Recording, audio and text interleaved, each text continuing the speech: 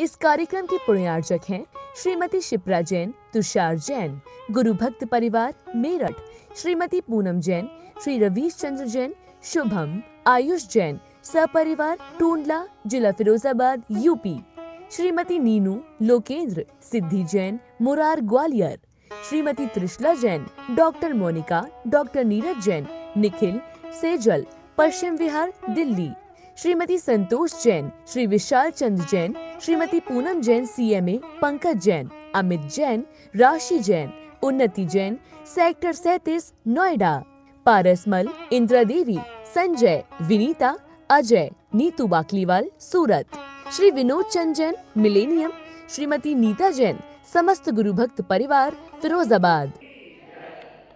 जैनम जयतु शासनम विश्व कल्याण कारकम।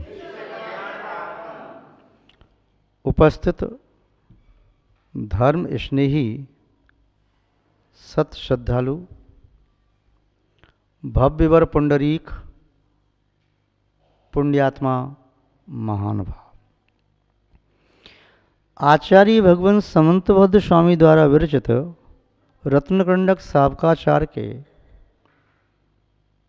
6वें अध्याय को जो संलेखना व समाधि मन का अधिकार है उसे इस वाचना के अंतर्गत देख रहे हैं, जिसमें श्लोक नंबर 123 पूर्व में देखा, 124 की व्याख्या विगत दिवस आपने देखी, जिसमें आचार्य महोदय 124 से लेकर के आगे श्लोकों में समाधि वर्ण की विधि बता रहे हैं। समाधि वर्णे प्रयतितव्यम, समाधि वर्ण में प्रयत्न करना चाहिए, समत्व भाव के साथ मरण। संसार में जिसका जन्म हुआ है उसकी मृत्यु सुनिश्चित है, जिसका जन्म हुआ है वह मृत्यु को प्राप्त तो करेगा, किंतु ये नहीं कहा जा सकता कब करेगा। जिसका जन्म है उसकी मृत्यु तो होगी, पर ये नहीं कहा जा सकता मृत्यु कैसी होगी, अच्छी होगी या बुरी होगी। जिसका जन्म हुआ है वह इस शरीर में अनंत काल तक नहीं रह सकता, इसे शरीर का परित्याग करना पड़ेगा। पर शरीर का परित्याग करते समय आगे शरीर को प्राप्त करेगा या नहीं करेगा। प्राप्त करेगा तो संसार संबंधन चलेगा, नहीं करेगा तो शुद्ध माना जाएगा। कर्मों को नष्ट करके वह उत्तम अवस्था को प्राप्त कर रहा है, उत्तम समाधि मन को प्राप्त किया, पंडित मन को प्राप्त किया उसने, महानुभाव। तो उत्तम समाधि मन को प्राप्त करने के लिए एक प्रक्रिया है। वह प्रक्रिया क्या है कि उस समत्व के परिणामों को प्राप्त करने के लिए संयम की साधना जरूरी है। और संयम की साधना जब होती है, संयम का संकल्प ले लिया जाए, दीक्षा या तप या संयम स्वीकार किया जाए संकल्प पूर्वक। और वह भी तब होता है कि उसके पहले असंयम का परित्याग कर दिया जाए, उसके पहले स्थूल पापों का त्याग करो, कषाय की तीव्रता जो है, उद्रेक है, उसे शांत करो। कैसे भी बाहर के निमित्त मिलें, किंतु उन निमित्तों से प्रभावित नहीं होना चाहिए। यदि प्रभावित हो रहे हैं तब तो फिर दीक्षा के लिए आगे बढ़ना शक्य नहीं है। यदि घर और घर के संस्कारों को नहीं छोड़ा, केवल घर को छोड़ दिया, तो वे व्यक्ति लौट करके पुनः घर में आ जाते हैं। यदि अंतरंग का संबंध घर से और घर वालों से टूट गया तो फिर घर लौटने का कारण नहीं बचता है। यदि अंतरंग से बंधी हुई वह रस्सी, जैसे गाय रस्सी से बंधी है, चाहे रस्सी कितनी लंबी हो, गाय बहुत दूर तक जा रही है, बहुत दूर तक जा रही है, चक्कर लगा रही है, किंतु गाय वाला वह खूंटे से के पास जाता है, गाय कहाँ तक पहुँच के वहाँ तक नहीं जाता, डंडा लेके हाँकता नहीं है, खूंटे के पास गया, रस्सी को पकड़ा और रस्सी खींचता चला गया, गाय खिंच करके अपने आप आ जाती है। गाय, बैल, भैंस आदि जो जानवर हैं उनके गले में, पैर में आदि जो रस्सी डाली जाती है वह तो वाह्य चक्षुओं से देखने में आती है, इसलिए लोग कहते हैं वो तो बंधन में पड़ा हुआ है। किंतु जो अंतरंग के बंधन है, जो दृष्टि गोचर नहीं होते, जो अनुभव गोचर होते हैं, उन बंधनों से बना हुआ व्यक्ति चला भी जाए तो लौट करके फिर वहीं पहुंच जाता है। जैसे कबूतर पिंजरा खोल दो तो उड़ जाता है, थोड़ी देर बाद लौट करके फिर पिंजरे में आ जाता है। किंतु तोता, उसे एक बार पिंजरे से बाहर करो तो फिर आना नहीं चाहता, उड़ जाता है नील गगन में, वह मुक्त होना चाहता है। तो ऐसे ही जो भव्य है, धर्मात्मा है, सम्यक दृष्टि है, वह गृहस्थी के जाल से एक बार मुक्त हुआ तो मुड़ करके पीछे देखता नहीं, और जो कबूतर की तरह से उसे बाहर उड़ा भी दो तो लौट करके फिर वहीं पर आ जाएगा। जाओ जाओ तुम्हारे पास, अपना कल्याण कर लो। देखा 4 दिन बाद लौट के फिर आ गए, फिर कहीं छोड़ के आए महाराज के पास, 15 दिन बाद फिर लौट के आ गए, फिर छोड़ आए महीना फिर लौट के आ गए। घर वाले लेने नहीं आए, स्वयं फ़ोन लगवा रहे हैं, बेटा ले जा हमें यहाँ से। क्यों? हमें तुम्हारी याद आ रही है, तुम्हारी मम्मी की याद आ रही है, या बच्चों की याद, तुम्हारे बच्चे ठीक ठाक हैं। राग की बात प्रारंभ, मोह की बात प्रारंभ। ऐसी दीक्षा नहीं होती, ये दीक्षा के लक्षण नहीं हैं। राग के बंधन से बंधे हैं तो अदृश्य बंधनों से बंधा हुआ व्यक्ति कोई धक्का दे के घर से बाहर भी कर देगा ना, तभी लौट के घर पहुंच जाएगा। कहेगा मैं तो बाहर की चबूतरी है ना वहाँ पड़ा रहूँगा, मैं अपने घर को नहीं छोड़ सकता, मैं अपने बाल बच्चों को नहीं छोड़ सकता। तो इसलिए आचार्य महोदय कह रहे हैं पहले अंतरंग के स्नेह को तोड़ो। केवल घर छोड़ने से कल्याण नहीं होता है, कल्याण होता है अंतरंग के स्नेह को तोड़ने से। किसी के प्रति बैर भाव है, उस बैर भाव को छोड़ो। इसलिए ये आवश्यक है कि स्नेह को छोड़ो, बैर को छोड़ो। दीक्षा लेने आए, भाई से झगड़ा हो गया था, भाई कह रहा है कि मेरे हिस्सा दबा लिया है, छोटा भाई, बड़ा भाई या भतीजा कह रहा है मेरे हिस्सा दबा के ले गए, चाचा कल्याण करने गए। ऐसा कैसा कल्याण? अब वह भी कह रहा है कि मैं तो भाई से क्षमा तो नहीं मांगूंगा, मर जाऊंगा, मैं दीक्षा ले लूँगा, कल्याण कर लूँगा। मंच से तो कह दूंगा मेरे सबसे क्षमा मांगता हूँ, सबको क्षमा करता हूँ, ऐसे क्षमा नहीं मांगूंगा। उसने मेरे साथ बहुत बुरा व्यवहार किया है। कल्याण नहीं हो सकता जब तक यहाँ से उन विकारों को, कुभावों को, दुर्भावों को न निकालोगे, तब तक केवल वस्तुता निश्चय कल्याण नहीं होता। समाधि की प्राप्ति ऐसे नहीं होती। चित्त को सरल सहज बनाना पड़ता है। केवल सूखी मिट्टी को पानी दिखा दिया, फिर कुंभकार सूखी मिट्टी को घड़ा नहीं बना सकता। उस मिट्टी में पानी डाल करके मिट्टी फैलानी पड़ती है, उसके बाद कंकड़ पत्थर लगा करके तब कलश बन सकता है। ऐसे पानी दिखाने से नहीं काम चलता, गूंथनी पड़ती है। आटे को पानी दिखा दो और सूखे आटे को पानी दिखा कर रोटी बना लें तो बन नहीं सकती। तो ऐसे ही कहो कि मैं तो एक से क्षमा नहीं मांगूंगा, उससे क्षमा नहीं मांगूंगा, सबसे दुनिया से मांग लूँगा। इसका आशा तेरा जिससे बैर है उससे क्षमा मांगना, उससे तो अंदर से अपने प्राण शुद्ध कर। जिसके प्रति राग है उसके प्रति राग तोड़, जिसके प्रति नहीं है तो उसके प्रति राग टूटा है ही। तो आचार्य महोदय कह रहे हैं इसने हम वैरम, स्नेह को छोड़ो, वैर भाव को छोड़ो, संगम मोह को छोड़ो, मोह का परित्याग करो। जब मोह का परित्याग करोगे तब अपने आत्मा के वैभव को अनुभव कर सकोगे। अन्यथा दूसरों की दृष्टि में दीक्षा लेना अलग बात है और अपनी आत्मा की दृष्टि में दीक्षा लेना अलग बात है। दूसरे तो तुम्हें दीक्षित कह सकते हैं, और दीक्षित नाम की संप्रदाय भी है द्विज कुलों में कि दीक्षित हैं। दीक्षा नहीं ली किंतु कुल परंपरा से गोत्र चला रहा है दीक्षित, तो ऐसे कह दिया, या ये परिव्राजक हैं, नाम रख दिया। तो नाम से कल्याण नहीं है। नाम तो कोई अपना भगवान का नाम रख ले, क्या नाम है? मेरा नाम भगवान है, भगवान बनेंगे क्या? क्या नाम है? मेरा नाम तो धर्मचंद है, कि धर्मचंद बनेंगे क्या? अभी क्या है?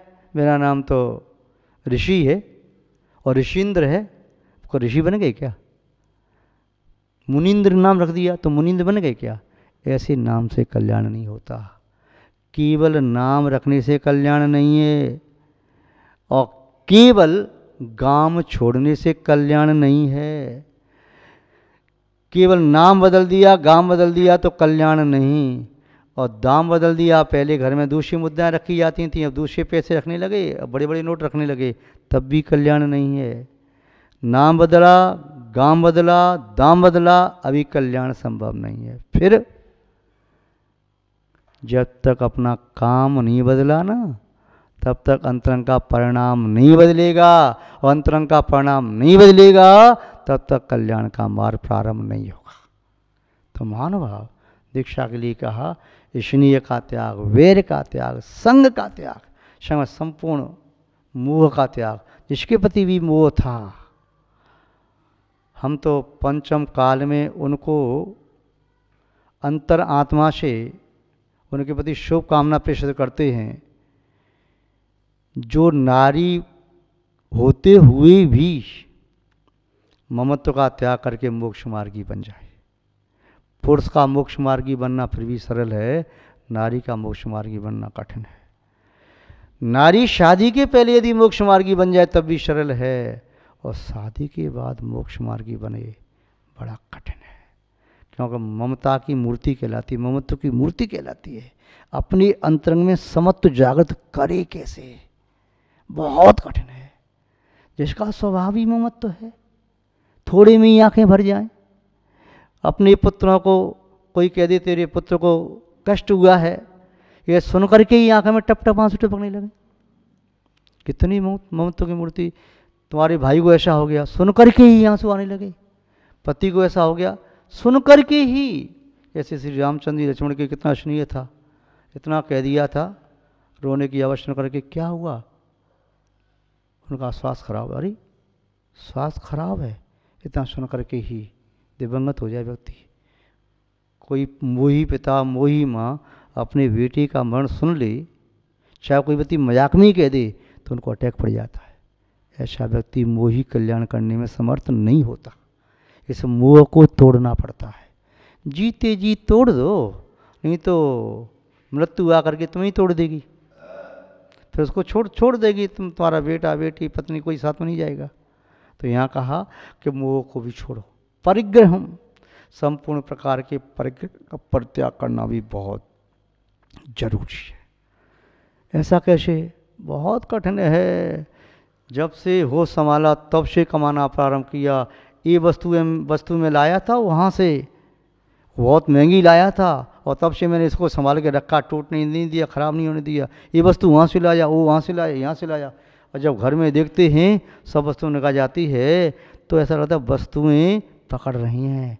क्यों छोड़ के जा रहे तुमने वहाँ से ख़रीदा था ना मुझे, तुम्हारी जेब में तुम्हें पैसे नहीं थे, फिर भी तुम लेकर के आए थे, उधार लेकर के आए थे, अब छोड़ के जाओगे। मकान तुमने बनवाया था, दिन रात मेहनत की थी, पसीना बहाया, आप छोड़ के जाओगे। ये वस्तु खरीदी, ये वस्तु खरीदी, ये वस्तु खरीदी। सरल नहीं है गृह त्याग करना, दीक्षा लेना बच्चों का खेल नहीं है। ये कोई दूध पीने जैसा नहीं है, लगाई बोतल मुँह से पी गए दूध। ये तो लोहे के चने चबाने जैसा है, अग्नि के दरिया में तैरने जैसा है, एवरेस्ट की चोटी चढ़ने जैसा है। तो समाधि की भावना और समाधि की साधना तो बहुत दूर की चीज़ है। पहले गृह त्याग करके तो देखो। गृह त्याग तो दूर की बात है, रंगीन वस्तुओं का त्याग नहीं किया जाता। क्योंकि अब इनका क्या होगा महाराज जी, अब इनका क्या करूँगा मैं, अब मैं नहीं खरीदूँगा नहीं, किंतु ये तो हिंद से तो कुछ भी लगाव अभी है ही। ठीक है, जैसा आपका मन। यदि कुछ हो गया तो फिर क्या होगा रंगीन वस्त्रों का, फिर तो छूट गए। प्रत्येक क्षण ये सोच के चलो, मृत्यु मेरी हथेली पर रखी, कभी भी आ सकती है, कभी भी। और ये भी हो सकता है वर्षों वर्षों तक भी जिया जा सकता है। दोनों बातों को सोच करके अब अपनी प्रवृत्ति करो।